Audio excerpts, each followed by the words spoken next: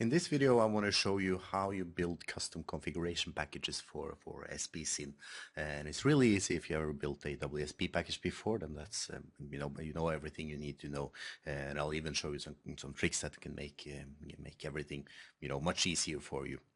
So if you don't know, let me just give you a brief overview of what these configuration packages are. If we are looking at our SPSIN configuration, you'll see that there is a section here for configuration packages, and these are essentially pre-built, configuration settings. For instance, in this case, we have the correct version of jQuery compared to or using one of the versions of SP services. So by just clicking this button now, we'll basically just add that configuration to SPSIN. We can now just go into manage our resources, and you'll see that these two have now been added here. So and then all of these configuration packages, they are WSP files. There's nothing magical about them, which also means that you can use whatever tool makes you comfortable for creating these WSP files, and that's WSP solutions. And that's going to work perfectly. There's nothing, you need to add a couple of properties, and I'll show you that in just a moment. So let's now start by doing something a bit more interesting. Let's do. I've added one of the sample resource types that are available. You can download that as well from the CodePlex site for SPSIN. Let me just create one of these now. Just something dirt simple. It doesn't really matter because this isn't. Let's go to code.jquery.com, and obviously this is something that you have available as well as one of the configuration packages, so it's not going to mean as much in terms of having a real example. But let's just say something like we want to add the jQuery to any pages that are part of the whole page. And I only want to show this to our site owners. So this is just to show you, by the way, that this is completely resource type agnostic. Whatever you do, whatever you throw at SPSIN is going to eat it, as long as you sort of follow some basic rules here, and I'll teach you all about those in just a moment. So let's just save this now. So we have a new section here, which is jQuery. This is going to filter on the front page. Now, everything you need to do actually because this is just a standard SharePoint list, as long as you can put items into the standard SharePoint list, you know everything, or you can do whatever you want to do with the configuration package, because this is essentially just a standard WSP file. Is nothing special really. But there's some tricks here that will make everything a lot easier for you. So one of the things you may want to do is you want to pick up a solution that I made a few years ago called SP Sample Data Extractor. It's available on CodePlex. The address is spsampledata.codeplex.com. If you pick that up, what that will do is basically give you a tool that will export the settings for any page, or the content for any list. So if you just go into our site features here, I actually have this installed, and I'll activate that. So if you now go into our site settings again and go to manage resources, you'll see that on the list settings page now there is an option called extract data. So let's just now pick the all items view, and again you can filter this however you want. For instance, if you just want to export your style sheet configuration or something like that, that's just as easy to do. So we'll just take the content here, and this is the elements file that you need to put into your NAV features. So let's just start by opening up new WSP project. Hang on, I didn't mean to click that. We'll create and then again WSP, but that's just my preference. I mean, you can use whatever tool you like. You can use Notepad if that makes you happy, or use a later version of Visual Studio, or use the built-in or the Microsoft tools for SharePoint, whatever they're called, or STSDev, doesn't matter what you use. So let me just now create a SPSIN sample config package. I'll try to restrain my writing because I know it makes a lot of noise. Now, there's a couple of things you need to know here.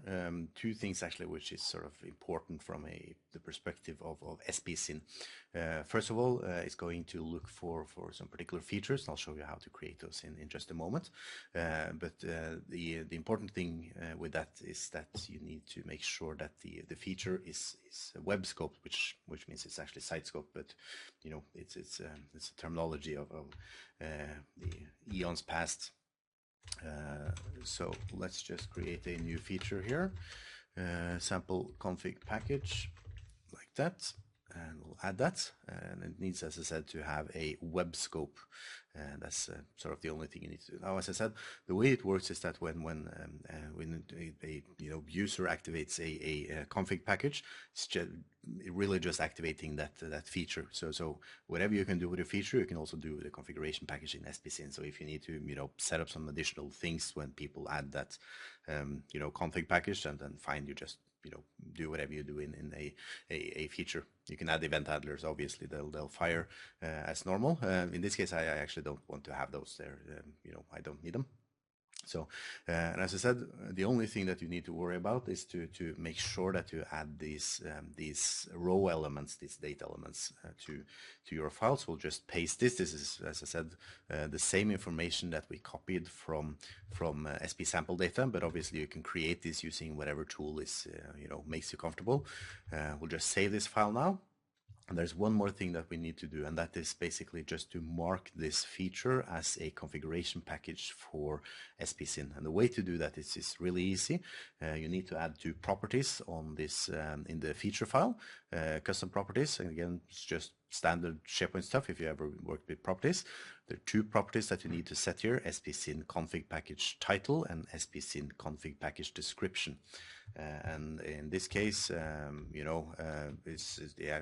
description actually matches here. It's just jQuery,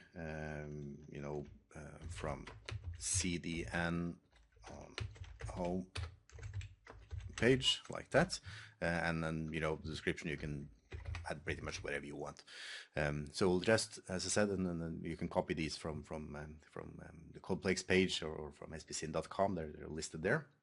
And again, just make sure that these are this is how you tell SPSIN that this is a configuration package for your solution, or part of this solution. Let's now just build this WSP, and again, how you do this completely up to you. This is different in other tools, I know that. So let's just make sure that we deploy this. And that's everything we need to do. So now we can go back to our sites, and we can go to site settings, and hopefully, well, after application pool recycle. This, by the way, is just because when you deploy a new WSP file, you need to actually recycle your application pool. So I'll just reload the page until everything comes back to normal. And that should be in just a couple of moments, and we should be able to go to our configuration packages and see our new configuration. We'll just, by the way, also go into, just check that this is here. So our configuration packages are here now. Now we have jQuery from CDN on home page, which is fine. We also, just to make sure that we're not cheating in any way, because obviously when you activate, this is, by the way, one of the things you need to be aware, is that when you activate these features in the way that I've done now, by the way, when you're sort of just adding the element files, it will actually, duplicate any information. So if we, reactivate it now, we would actually have two entries for each of these. It's just a way that that SharePoint works. That's nothing to do with SPSIN. You can work around it by deploying your items to this list in some other fashion. That's up to you, how you want to make sure that that happens. So now we have a completely empty resource file or resource list. We can go back into site settings. We can activate our jQuery from the home page, and configuration has been added. We'll just go into site settings and make sure that we are jQuery, and then SP services is now added. As you can see, we added all of the files from that previous configuration, and our custom one is still added here, and it's available for users. And as you can see now, the even the filtering from this being a completely custom resource type is still here. It's as I said, it's just plain SharePoint stuff. So whatever you throw at SharePoint, SPSIN can handle as well.